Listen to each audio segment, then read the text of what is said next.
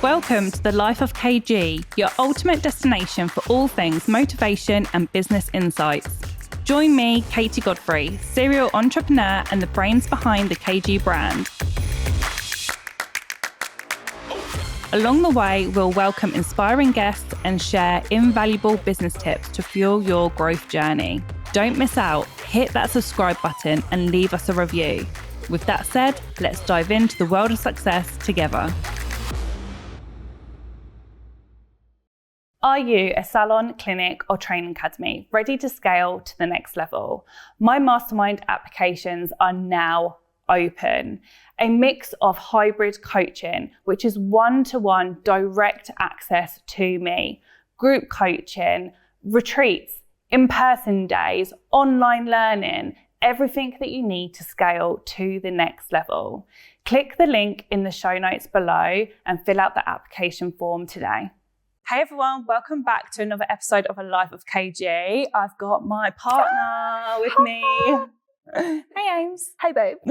Okay, what should we talk about today? Because everyone's loving our episodes. Oh, like, absolutely loving it. I'd love to be an honorary guest on your poddy. I know, I feel like there's going to be no more solo episodes. Like a residential type thing. Yeah, I feel like it's a bit like our podcast now. Taking over. Life of KG. Okay, Life of KG / Ames.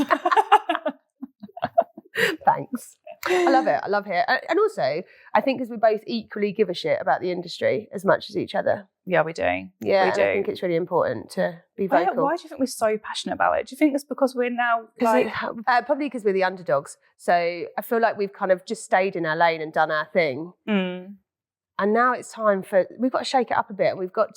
I want to see this industry thrive. And I'm sick of hearing the same stuff of, you don't make any money in this industry, only thick people go into it because you don't know what else to do. Like, I'm really sick of that narrative. Yeah. Because look at the amazing women that we've been surrounding ourselves with, like powerhouses, pocket rockets, like these incredible dynamic business leaders. They're not stupid. No. They didn't just go into the industry because they didn't know what else to do. No. And it's about time that we stand in that power and say, like, we know what we're doing and we're really fucking good at it.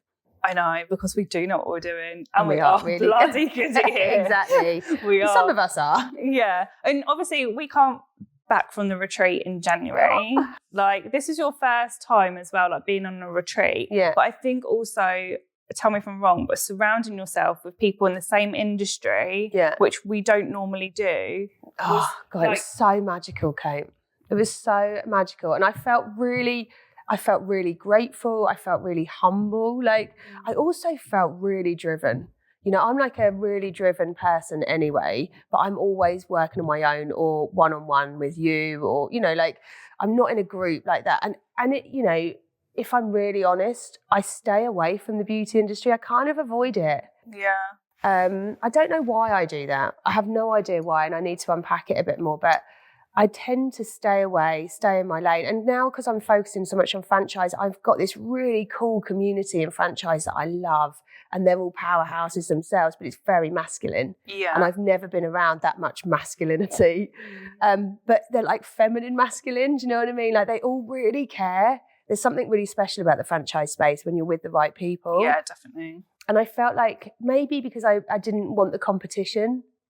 I was going to say, do you think that you're liking the franchise space because you've got that community of like-minded people? Very much so, and then actually being on the retreat, there was the same like-minded people. It's like choosing your tribe, but then maybe being not so keen to be within the beauty industry and surrounding yourself with them people, because we've been in it for so long. Back in the day, and there is still loads of this as well, we don't want to share anything in case they copy. There's a lot more so competition. There's loads of bitchiness. Yeah. Like, everyone's trying to shit on each other. Whereas when you're with a certain type of people, that doesn't happen, like them safe spaces. Very much so. And any time I have tried to connect with, like, other salon owners surrounding my salon, I find them quite frosty. Yeah. They don't want to connect or collaborate because they see me as competition. And I don't feel like that. I don't feel like we should be competition. I just do nails and waxing and laser. Like, just let me do nails and waxing and let me promote you doing all the other treatments that you do. Like, you don't want to be doing, most salons don't want to be doing nails and waxing anyway. So I've just never really felt that supported, I suppose. And I've never really found my tribe in the beauty industry. I probably did when I was spa management, but that was quite cliquey as well.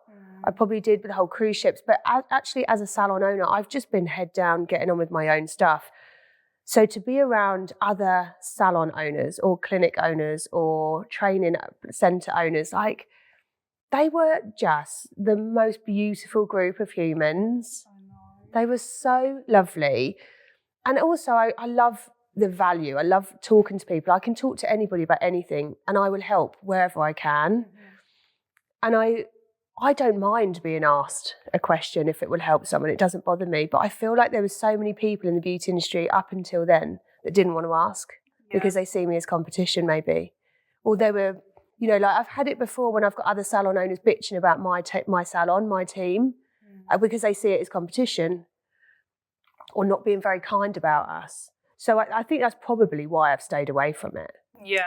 But to be surrounded by other salon owners who are equally as passionate, but also hungry. And, you know, you see that drive in their eyes. They're just not quite sure how they're going to do it. Yeah. And the session that we held with the SWOT analysis, like, that was phenomenal. And then actually asking them what their massive, massive goals that make them feel a bit sick. Yeah, so good. Oh, God, I loved that. I loved it so much because it allowed them to think massive, didn't it? Yeah. Rather than dim their own sparkle, like, think massive. What do you want? And you are fully entitled to want and get it. And I'm all about that. Yeah. I do think that sometimes we're just so scared to dream or to set goals that maybe feel so out of reach. But then we put ourselves in these boxes. And like, who do I think I am to think like that? Yeah. Or my family aren't going to like think I'm good enough to do this. My friends aren't going to think I'm good enough. Or maybe I don't have the finances or, you know, I can't be that successful. Where it's like, no, you can. Like, you really can if you want to. Yeah.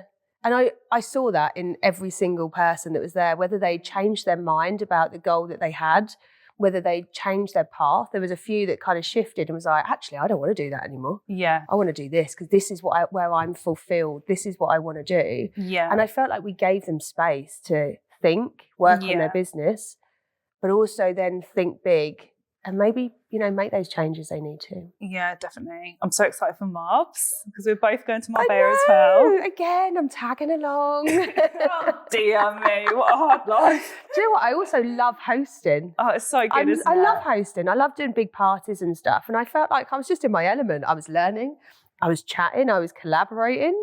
I'm speaking to Maria about launching my products in Ireland. Yeah. How cool is that? The collaboration that happens when like you're with people that just want the best from each other. Yeah. But there's been so much collaboration since, like, you're talking to Maria, I'm actually talking to Maria. There's a few girls that are swapping training courses and helping out with stuff there. And there was Sam that was doing the training for marketing. She's pushing all the marketing and apprenticeships.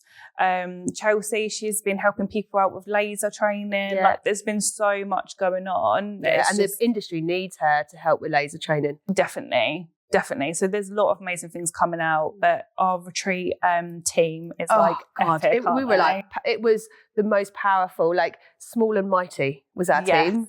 Me, Mama Karen, Els, and you. Like, it's a tiny team, but do you know what? I was talking about it yesterday, actually. We didn't actually have to say what anyone needed to do, did we? No. Not once did we have to have a powwow about, you need to do this. There was no delegation. We all just done it. I know. It's like I delegated everything in my sleep and everyone just knew. We just got up and done it. It's because we just know what we're doing. I think that's the difference, isn't it? And it's also surrounding yourself with A players. Yes. You know, when people don't need to be dictated to or told what to do. Yeah. You are just, you know what is needed. Yeah, We've all held events before. Yeah. We know what the stresses are. And actually you needed to just get on and focus on what you were presenting. And then me and your mum just titivated and made it kind of all feel nice. Yeah, no, you guys and were Elle, just you don't even know she's there, do you? Bless her. No. Like, you guys are so, so good, like, and helped me loads, because I don't think anyone understands, unless you've held an event, how that is on your mind, your energy, everything. Yeah. And one of my friends actually just done a day event with around 8 people, and she was like, Kate, I don't know how you hold an event. Like, I've done this small event, which was amazing. She's like, but I'm drained. And like, 3 days is heavy. Like, it's a lot. Because you need to hold everyone's energy space and Yeah. make sure everyone's okay. And obviously so much has gone into it. So for me, I always want to make sure that I'm giving everyone the best experience and they're happy and, you know, they're getting enough. And I want to make sure that I spend enough one-on-one time with people. And I love the hot lot. seats. Did you? I also loved that you included me in it, so thank you. You know, because I was like, I'll just sit in the background, like pretend I'm not here. I'm just tagging along, you know. And then all of a sudden, you were like, "So have you got anything else?" I was like, "Well, yes, actually, I'll do hot seats with you forever." I love that. I love hot seats when it's done properly, it's done right, and everyone's like got really something quick to focus on. Yeah, like that 5 minutes can literally change the whole game for you, can't it? Yeah, but also getting different perceptions or perspectives even, but then also everyone else joining in as well and saying, have you thought about that? And have you, oh my God, it was so powerful. Definitely. And one thing we obviously wanted to touch on was the fact that in the retreat and outside of the retreat, because obviously we talk to salon owners and clinic owners and academies all of the time, lots of us, aka me, lots of us are like done when it comes to our businesses where we're tired, you know, it's not the same as what it used to be. And we did see that a lot over the period of being in.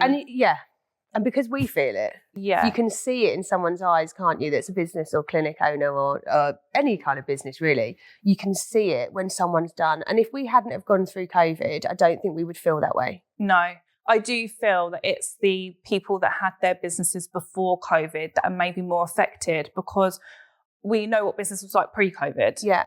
And that was always hard as well.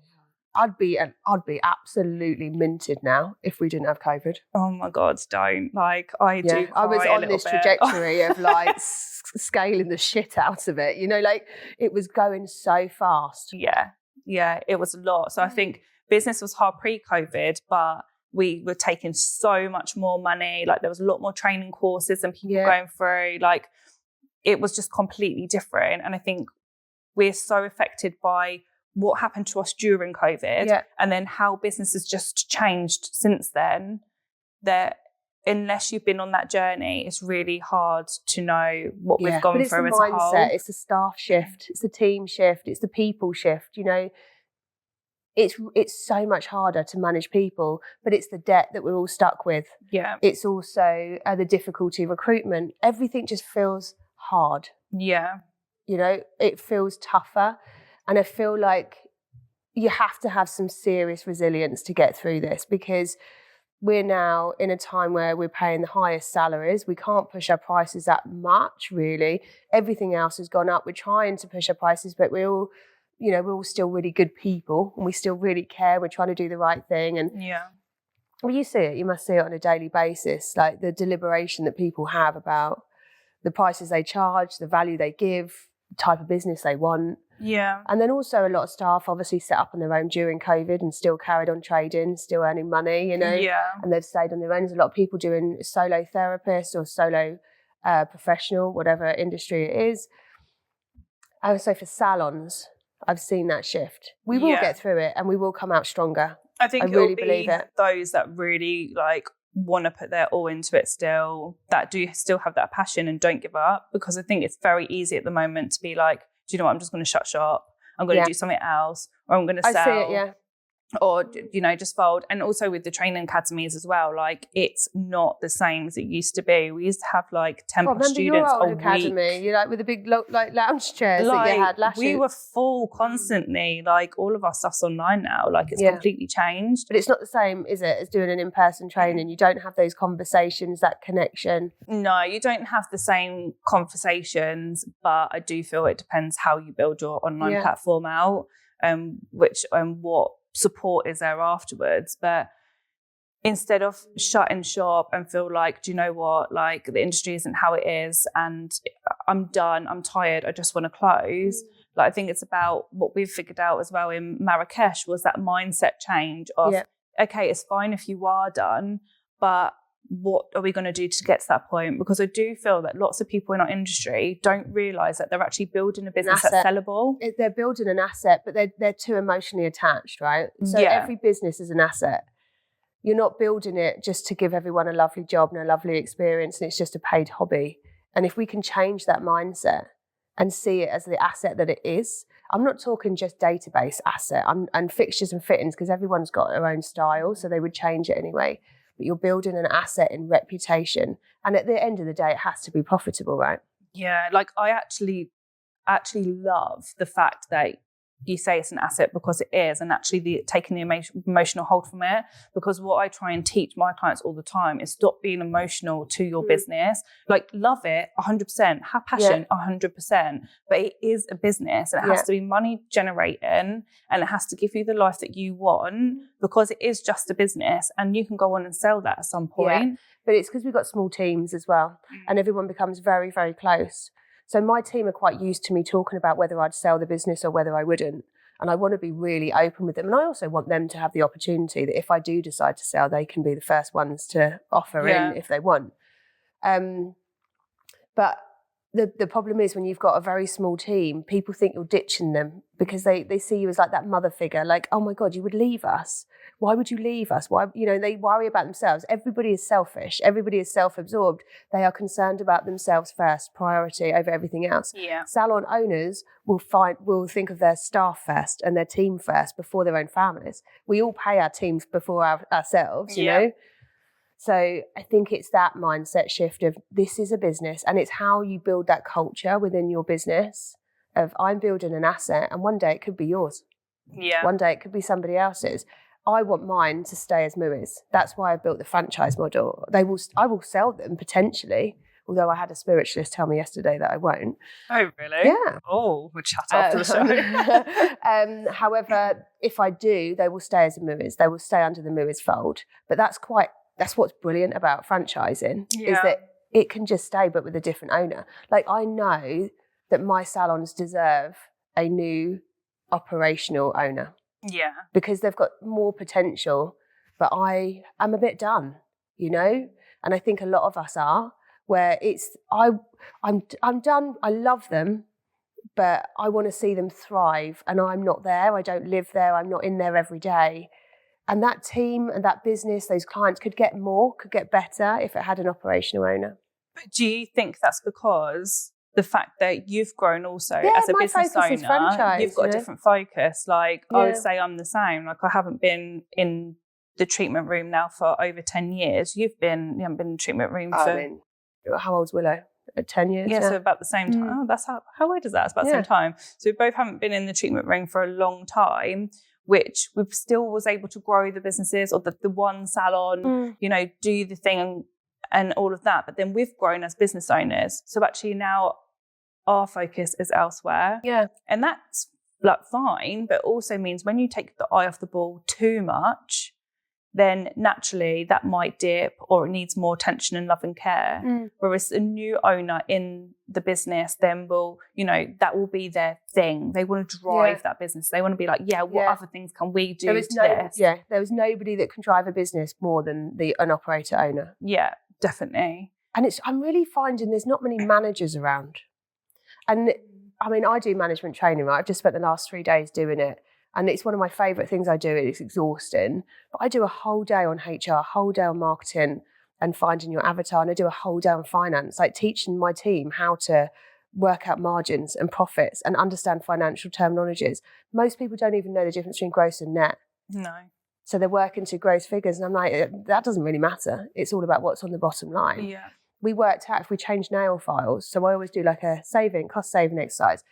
We worked out if we change nail files in each salon, we can save a minimum of £350 a year just by changing nail file supply. And they're exactly the same file, just different manufacturers. They're made in the same place in China, probably. Yeah, most probably. They all come from the same place. But just by choosing a different file and insisting that they buy that because of the discount we get or whatever, the buying power.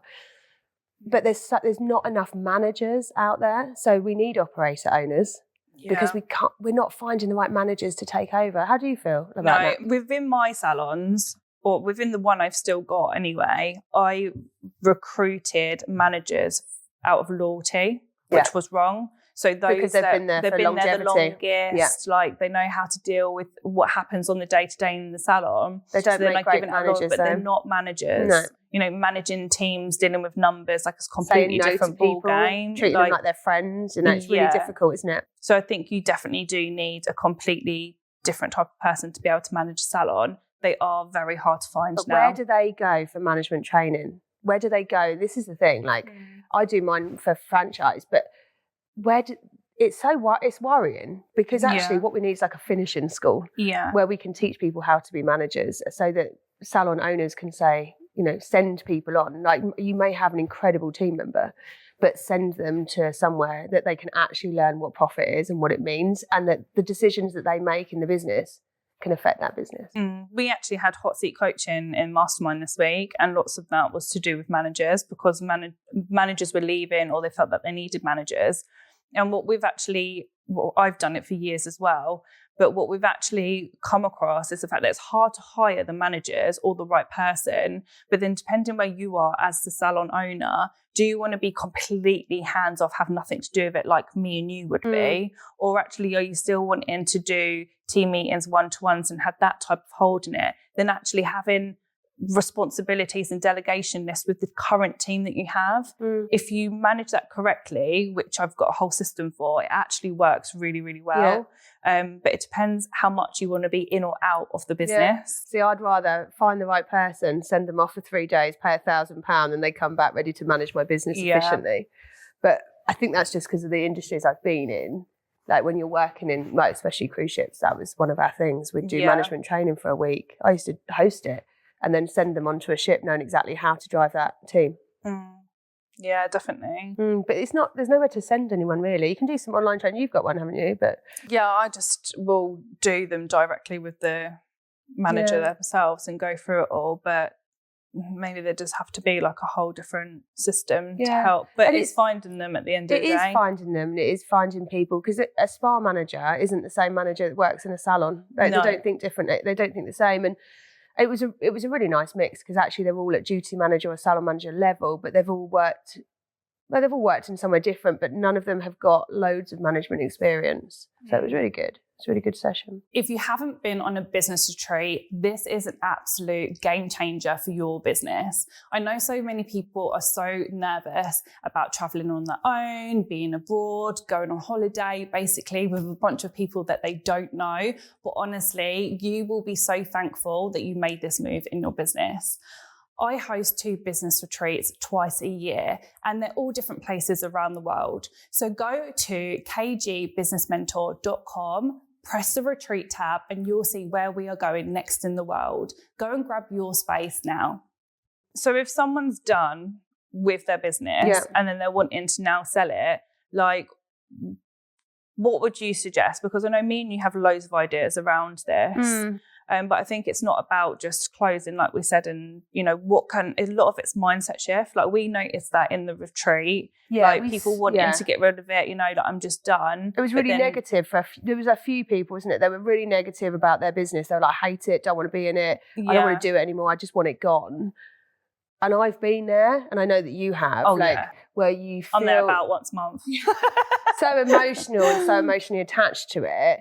And it's normally when the shit hits the fan, isn't it? When there's another problem. Like, I don't want to be dealing with any more staff issues or sickness or people not coming into it. Like, I think that's the pain that everyone's feeling. They're just a bit done. And we managed to change that mindset, didn't we? When we was like, have you thought about it as an asset rather than the emotional burden? Because the emotional burden is massive for you. But if you take that aside, what could you do to see it as an asset? And if you give yourself a plan, how much could it be worth in the next 12 months? And is it profitable now? If it's not, what can you do to make it profitable? Because you can make a massive difference in a year. And it will be a SWOT analysis. It will be a cost-saving exercise. Get really lean, get really efficient, remove staff from the business that aren't earning their keep or that you don't need anymore. Look at streamlining all of your processes, systemize everything, and then sell it as an asset. And explain to your team that's what you're doing. Get them on board with it. Yeah, I used to be really, really scared of telling my team that I wanted to sell. It would be I'd have to be like, no, I'm going to be doing it confidentiality. Like, no one's going to know that I'm selling. But now I'm completely different. Well, imagine that team member that's there. Like, they're like, you know, Team Katie, they've been there the whole time. And then they're like, oh, what, you sold? Why have you not told us? Is that because what that team member will care about is their job, the money that they take home for their family or their life. Remember, people will always be selfish. Doesn't make them bad people. No. It's just that they will think of themselves first. So how does them selling that business affect them? Yeah, exactly. And you can preempt that. I'm protecting you. I'm keeping you safe.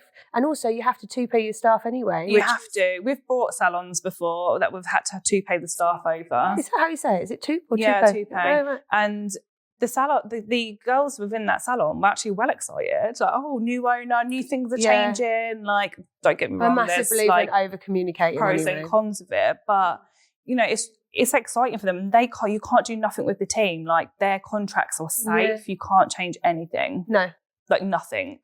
Well, you wouldn't be able to just go in and make them redundant. So all it means is that a new owner keeps their contract in exactly the same position as it was, right? So you can make redundancies and you can do things like that if the business warrants it, but only based on if the business warrants it. But the thing is with redundancies is if you made one team member redundant, all of them have to be up and you can't then re-recruit for that role. So nobody would do redundancy for standard roles anyway. No. Rarely. So if you are done, like within your business at the moment, like forward think, because the girls that come back from the retreat that were feeling like this, like they've made some huge wins where their mindset has just shifted. Instead of being like, I'm done, being like, okay, I do still want to sell. I don't want the salon long term, but actually how long is it going to take me to get there? And what do I need to do in the meantime? Like make the money, make it profitable, make it sellable. And the other thing about making it sellable as well is, and you kind of have to be out of the business to make it more profitable. Like, is the business still going to run and take the money that it takes without you physically being there? Because also a business isn't sellable if it needs you. No. And people forget about that. Like, the business isn't sellable if you're the person running it and it relies on you, then it's not an asset. It's you're a sole trader. You're running it for yourself as a job, Yeah.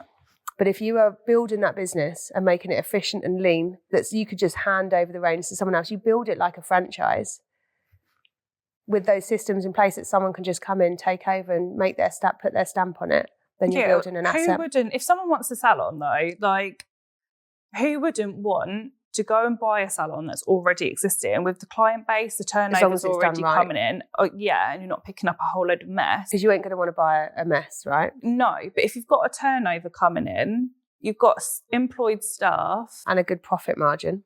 Like, why would you not want to do that? Yeah. Like, and the thing is, it's not like you need hundreds of thousands of pounds of profit. You just need to show that it's worthwhile and it's profitable. Yeah. But then also, if you're in it and you're taking 30 grand out of it, for example, that new owner, so let's say you're taking 30 grand out of it and it's making 20 grand profit on top of your 30 grand you're taking, then that new owner is automatically, without doing anything, going to be able to access £50,000 a year. Yeah, which is true. Like with our Wokenham salon, the franchise owner was able to take a wage from day one of opening it because the profit was already there. We wasn't panicking about white space and new clients and all this because the clients are already there. The staff was already in place. We did have staffing issues where some of them be like, oh, new owners, where can we push the boundaries? But other than that salon was so successful from day one we done that. And then we could just put our tweaks, our fine line and all of that in there to make it even better. Yeah. And I loved that. But then as that salon owner sold that, she made a lot of money from that sale. So actually she's earned her money every month through payroll, but then she's built another asset. Made a lot of money from selling for more than what she bought it for, which is what the whole idea is. Exactly. But people don't see it like that because they're so emotionally invested in it and the team. But see it as a business owner. See yourself as a CEO. See yourself as a director of a business. Yeah. You're not a therapist that's running a salon. We done it with one of my hairdressers, actually. So I had a hairdresser's blow dry bar. We had the first blow dry bar in Bedfordshire, Blow and Go. We got so much press and PR from it. Yeah, the phone calls we used to get were a little bit worrying as well. I bet. So I literally had that salon for... This was hilarious. I love this story. Like 2-3 years. I don't even think I've said it on there before. 2-3 years. I invested 10,000 in originally. Maybe a little bit more after that, just to keep it up to date and stuff. Was it already existing and you bought it? You set it up? Completely set that up from scratch. Within 2.5 years, I sold it for like just under 70 grand. Yeah. Like, how much profit was that making? Do you remember? I can't remember off the top of my head, but I was taking a wage. Like, everything was fine. It was minimal profit we done on that. I was only because I only had it for a couple of years, but it wasn't making a loss. Which is phenomenal, right? Because and I think this is what people don't understand a lot, and I see this in the industry, is people think that if it's not making hundreds of thousands of pounds, because that's the noise that we listen to, like when we listen to the Stephen Bartlett's at the World or something, if you're not making hundreds of thousands of pounds, it's not successful. Yeah. It is, if it's profitable. Yeah, every business that's profitable is sellable. Yeah. Definitely. And, you know, I love that, like starting a business and flipping it. It's like building a house, build it, flip it. I was like, oh, love this. Just start a new thing, get a client base in, and then sell it on. Here. I think we're onto something here. Yeah. Because actually, when we saw that shift in that person, we both kind of was like, this is really magical. And I get that side of business, and so do you. But I've had 2 people reach out to me about buying their salons in the last 3 weeks. I've never met these people, and they've got really established businesses. And the first thing that came to mind is, why on earth are you reaching out to me to buy your business? Like, I love that you think that I've got this money to buy your business. How do you want it? Cash or check? But why are you looking at me to buy it?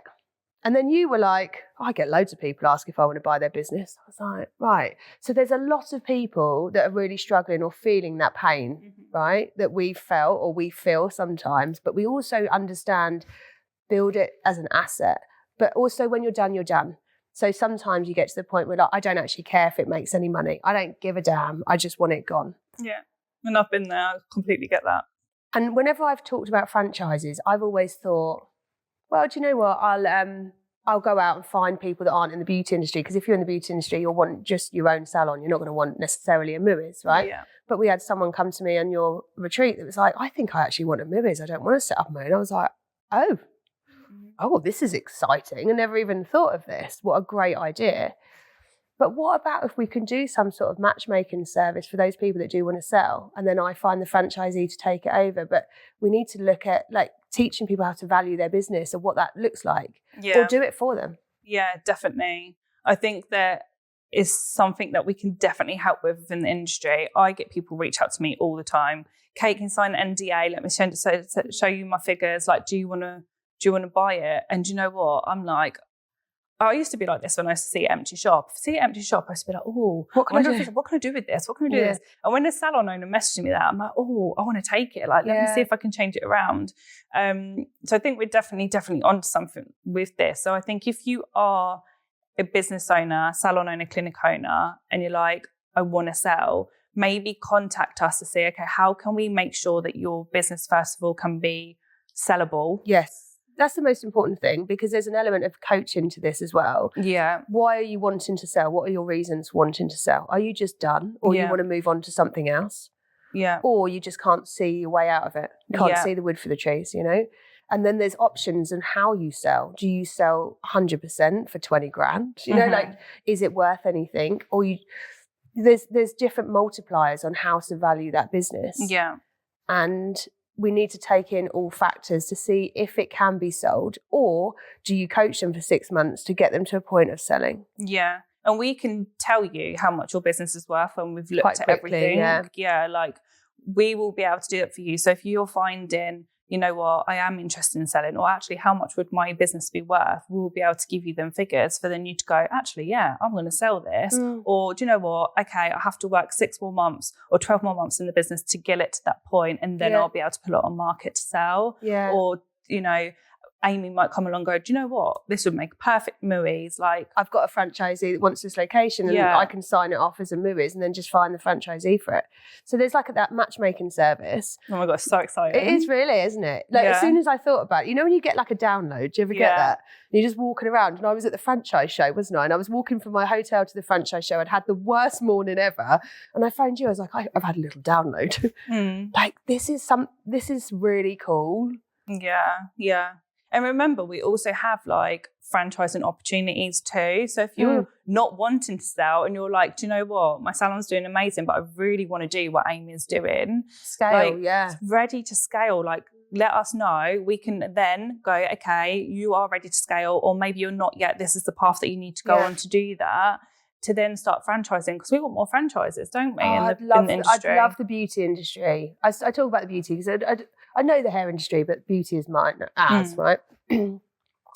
I would love it when someone sets up their own business, they literally just choose what type of salon they want from a franchise, because you just get to where you want to go so much quicker. No, it's what you do in America. You very rarely going to set up your own business. You'll go, okay, what business do I want to be part of, and buy into that franchise. But when you look at the stats, and it's so high now, it's like 60% of businesses fail in the first year. Like, you've got so many, you've only got 10% that make it through to 10 years or to scale. And I think it's all numbers, right? It's all taking that emotional element out, seeing the numbers.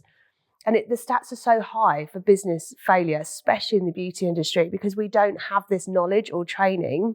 We're really good at what we do, and then we set up a business and then go, oh shit, how do I run this? How do I understand this? And then we rely on accountants who aren't always the most trustworthy. Yeah. And then there's just nowhere else apart from you, and there's a few people, there's not loads, but there's a few people in the industry that can help. Yeah. I just think, oh God, imagine if we could have 10 franchises and you just choose depending on what your style is and what your treatments are that you want. Yeah. So I want some competition out there. And the more competition, the more we're all talking about it, and the more we're all bringing franchise to the party. Yeah, definitely. So that colleges are saying, oh, if you want your own business, these are the franchises. They're going to come and do a presentation, or these are the ones to look out for. Yeah. And it's for clients going to them trusted sources all the time and knowing what they're getting. Yeah. Like, it's a lot more... It creates a lot more loyalty, I think, within the whole industry. It catapults you so much quicker. So instead of you sitting there figuring out how you're going to get new clients in still at 6 months, you're managing payroll and how to get more staff in at 6 months. It catapults you by about 18 months to 2 years having a franchise, because you don't have to figure it out. I really want to franchise my coaching business. Do you know why? I really want to do it. Oh, interesting. I know. I don't know if I should say that live on air, but... Like, we just did. I've just done it. No, because I feel like, again, going back to the trusted sources, like, if you go to a Mui's, you know what experience you're getting. You know it's trusted. You know, the products are being used. Yeah. You can see the Google reviews for all of the salons, not just one. They're all the same. Yeah. Whereas there's so many coaches everywhere, and some that really should not be good, coaching, like just doing it for the money and all of that stuff. Like, it really grates on me. But if there was more people to help the industry that were under KG, taught by me, have the same values, morals, all of that, I think it'd be really good. I feel like you've just set yourself up another business. Good luck to you. So we're actually, in this conversation, we've got 2 new businesses. Because, 3, because we want to help people franchise. Yeah. But it's scaling or franchise. We know how hard it is to scale. And that going from 1 to 2 is so difficult. The hardest part. It is the hardest part. And then you go for multiple, and then you get investment. But you're still going to have to understand business as a CEO, not as a salon manager. Yes. I love that. I've written that in my book so many times. Like, you need the CEO mindset. Like we've said many times, take the emotion out of it, take the friendships out of it, take all of that stuff out of it. Like, this is just a business. You need to be a CEO. And if you're listening, you're like, I want to scale, or I want a franchise, or I want to sell. Any of those, you're like, right, where's your CEO mindset? Yeah, would your CEO keep people just because you like them? No, definitely not. It's the biggest mistake we all make. Hold on to people because, but I really love them and I know them and I know their family, but my business might go under if I keep them. Oh God, you've been there so many times. So I think we're pros at redundancies. And a lot of the time people see that as a weakness as well. They'll be like, oh, you're making a redundancy. Oh my God, is your business okay? Like, I've had that. Are you okay? I hate it. It was the most traumatic experience I've ever gone through in business. They're awful. However, someone gave me some advice. I'm going to share it on here. I was really stressed about this whole redundancy. It's like people's perception, like you say, like people are going to think that you're failing, people will think your business is going to go under and all of this. Actually, I needed to make some serious changes to scale. And I spoke to this guy, he owns an incredible franchise called Sales Geek, and he does sales training. He's a phenomenal guy, and he was a keynote speaker at this event I went to. And I was telling him about the situation I was in, and he said, you need to trim the rose bush to make it grow back stronger. Love that. Isn't that amazing? Yeah. And I said, you're actually going to make me cry. And he goes, it's okay if you cry. I'll hug you if you want. Like, he was such a nice guy. And it really made it, you know, we're so emotionally driven, but it made so much sense. And it really gave me the clarity to say, yes, you know, I love these people so much. I love them like they're my family, but I've bred that culture. It's on me. Yeah. I've bred that culture because I wanted friends in the business. I wanted people to work with me. I wanted my allies. The problem is I treated them like that as well. So then whatever I done hurt them. So then I felt even guiltier because I was hurting their feelings and hurting their family. Yeah. Fucking hell, it was brutal. It's horrible. It's brutal. But there's so many lessons from it. And I'm definitely stronger for it. Yeah. But so many lessons. But so many wins as well is going to come out from making that decision as a CEO. Like so many things are going to come what is going to protect this business, this asset that I am building? Because I want to sell Muiz Group as in a future. I said to your team, you know, like not your team, your masterminders. Yeah. That's what you call them. I was like, are they mentees? What my masterminders. I love that. But I said my big, hairy, audacious goal is 50 salons by 2030. It makes me feel a little bit sick. And then I want to sell it all for millions to some massive company that wants to take it to the next level and get 500. And I'll be like, yeah, enjoy yourself. See you later. Yeah, definitely. And they were like, I don't think the money you want is enough, actually. I was like, well, let me just get to 50 first, because I might change my mind and go, okay, we'll get to 100. Who knows? But it's having that big goal to work towards. And I think wherever you are in business now, see what is that big goal and what strategic decisions are you going to make that's not emotionally driven, that's going to help. It doesn't make you a bitch. It doesn't make you a bad human.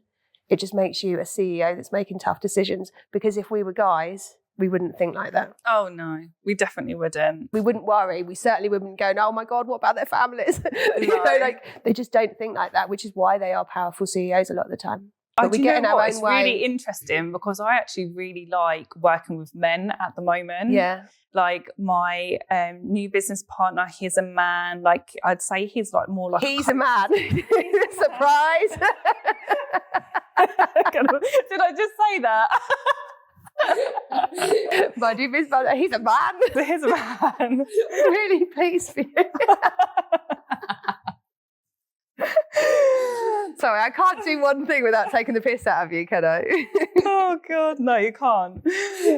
But they are just, business is business. Business is business. Like, it's not emotional. And they get away with it because they're men and that's just expected. But for women, we put ourselves in a different calibre. Yeah. And then you get women, I mean, I could harp on about the masculine and feminine energy, but you get women that then do fall into masculine energy and do have that male kind of thought process, and then they're classed as bitches.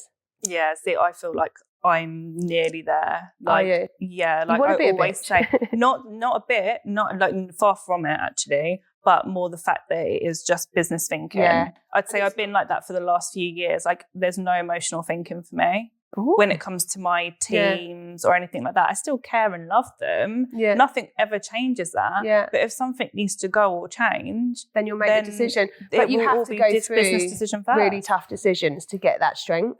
Oh, God, you have to really go through tough situations and circumstances when you say to yourself, what have I learned from this? How am I going to evolve and how am I never going to let myself get there again? Yeah. But I created this mum culture. Like I loved being able to have mums that are like can work from home, the flexibility. I really loved that. Yeah. But creating that culture in my business wasn't driving my profit, wasn't driving my bottom line. It was creating this really lovely culture that they could do whatever they wanted when they wanted, but it wasn't making sales. No. And it wasn't driving my business. And it's really difficult, you know. But it's really interesting, isn't it? Like you have to go through all of these experiences to learn, see what works, see what doesn't. Yeah, you don't do it overnight. No. And it is having that balance. Sometimes you can be too masculine and sometimes you can be too on the feminine. I get it all the time. Okay, you're very masculine energy. Yeah. But I wish there was a bit of a balance, but it's hard when you're in business. I think you are there. I think there is a masculine and feminine energy mix. And I think, you know, we should play into the feminine powers that we have because it makes us incredible leaders. But we have to have the masculine thought process of we are CEOs, we're running a business. And I think if we all got out of our own way a little bit, we would be better at it. Yeah. And we need to tap into that masculine energy. The feminine is what makes us incredible leaders. Like look at Karen Brady, one of my favourite leaders on the planet. As you were talking, I was actually thinking of her. I love Karen Brady. I've seen her, you know, like I've seen her talk. I just love her energy. You wouldn't want to mess with her though, would you? No. You know, if you're going into a disciplinary with Karen Brady, you're fucked. Yeah. However, if you needed something, you needed help, you'd think she would do it. She would help you. So let's all embrace Karen Brady. I will be Karen Brady. Or sometimes, if you've watched Yellowstone, be more Beth. I don't watch that. Oh my God, you need to. I mean, she's tough as nails. Yeah. Aww. So sometimes Martin will say, be more Beth, Amy. And I'm like, yes, be more Beth. My inner Beth. Yes. Oh. So, okay, if you're listening and you're thinking, I want to sell, Yeah. I want a franchise, I'm done, whatever emotion has come out from this episode, drop us a message, because we really want to see kind of where our industry is at the moment. Love to hear it. But also, what makes you, has anything we said makes you excited? You know, do you think, oh, actually, if I just give it that last little leg, that last little push, I can turn this around and I can make it something really sellable? Yeah, for sure. Because also, I've worked my arse off in my salons. I don't want to just fold because I'm a bit emotionally unavailable to them, or because I'm tired, or I don't want to listen to staff problems anymore. Yeah. Why should I fold over and like let that all just go after all that hard work? I can most really guess that there's going to be most people listening, or a lot anyway, maybe I didn't even think about I could sell. Yeah. And even if you sold for 20 grand, you're selling for 20 grand, right? Yeah. Big difference. Yeah, like as long as you're lease. walking away with like something in your pocket, like, and you're, you know, happy with that, it doesn't have to be for hundreds of thousands of pounds. No, it could just be something that gives you like 6 months freedom to figure out your next plan or whatever it may be. But also, there's different ways of buying a business. It's very rare that a business is bought outright nowadays. It's bought outright with a profit share. Yeah. So it could be that someone comes in, runs it, but you get half up front and then a half over the next year or two. Yeah. So you still have some sort of income, you know? Yeah, lots and lots of people do that There's now. more. 80% of businesses are done like that now. But then if your business isn't that profitable and you made £5,000 profit, then sell it for 10 or 15 and just be gone. And then hopefully I'll have franchisees looking for those areas. Yeah, baby. Whoop, whoop, whoop, whoop. Be cool, wouldn't it? Yeah, definitely. So give us a message, let us know, and then let's see if we can help you in any way. Thanks, babe.